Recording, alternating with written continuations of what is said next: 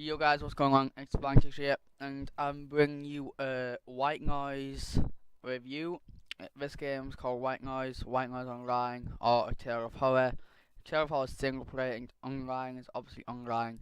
I'm going through the 5 main things that you find in games and that you want in games, so let's get straight into it.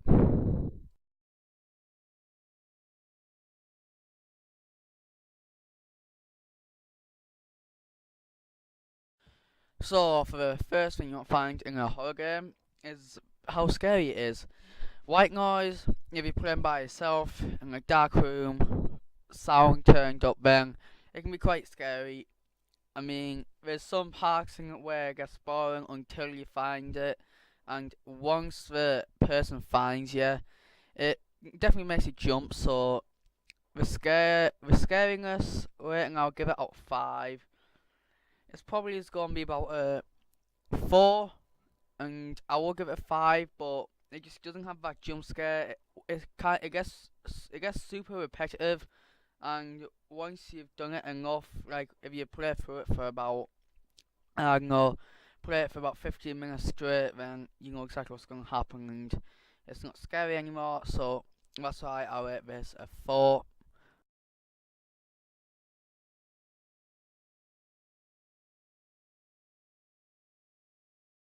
So the next thing you look for in games, especially Xbox Live Arcade indie games, is the pricing.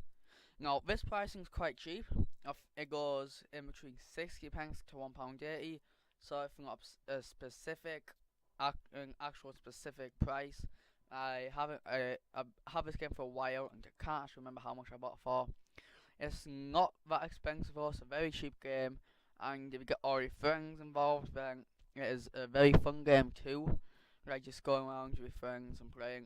So it's a cheap game, and all your friends can buy it easily. You can play as 4 people, so all your friends can buy it in under £5.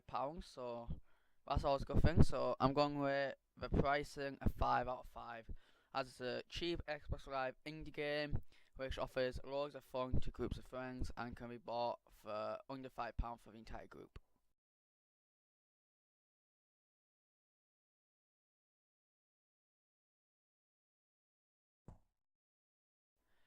Number 3, the third thing you want to find in a game is especially a horror game, is how you can interact with your friends.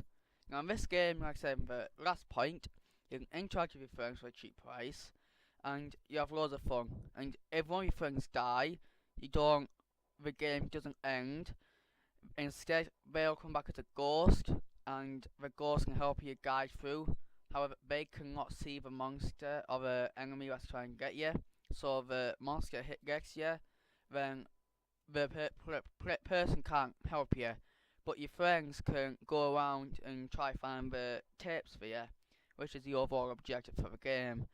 So I'll give friend interaction a 4 out of 5, just because it could have a bit more friend interaction.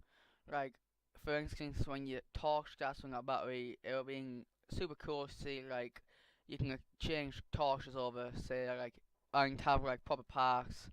So, one person's leading the group, and you know that, and he's obviously wrong with a torch, so we can swap torches around, then that'd be super cool to see. So I rate the interaction with friends 4 out of 5.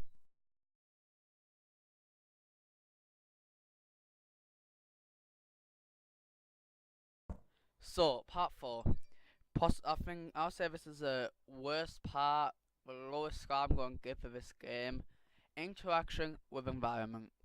Now you can't really interact with the environment like a good horror game really needs you to interact with the environment, and this game, it doesn't let you do that. The only interactions I can remember is picking up the tapes, and there's another one where there's like a certain map where there's a statue and that kills you.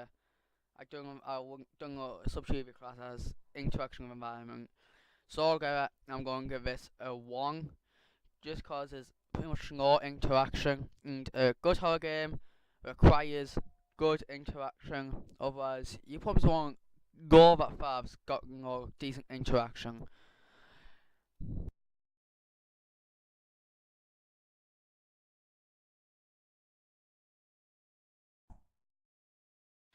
So the final part, music in a horror game.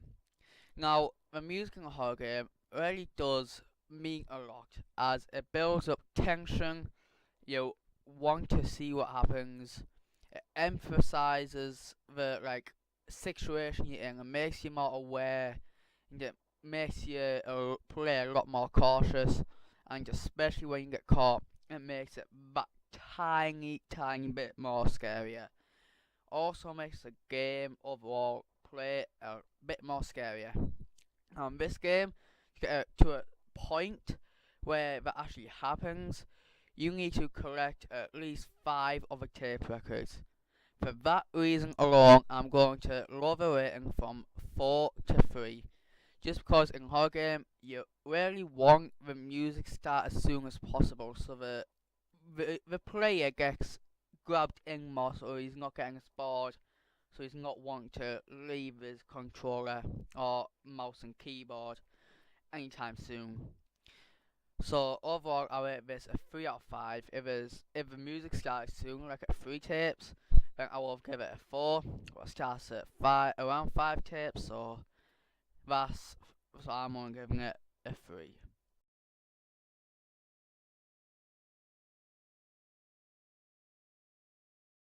So we have enough time left, so I thought I'd do a final and an extra thing that you want. Horror games aren't always about story, but this has a sort of a story. It's about journalists or cameramen or something that go out to on a field to report some stuff and they go missing. So you're a group of people trying to go and find them. Now, here's a spoiler alert. So if you don't want to watch anymore because of spoilers, then don't watch anymore. But when you get to the end, you actually turn into the monster yourself. You become the monster. So, and also the audio tapes, if I might reveal sort of a storyline, I've never really focused on it. I've only beat the game once with a couple of friends, so there's my extra. Hope you enjoy this. This is something new on my channel. I haven't done it before. Anyway, guys, see you later.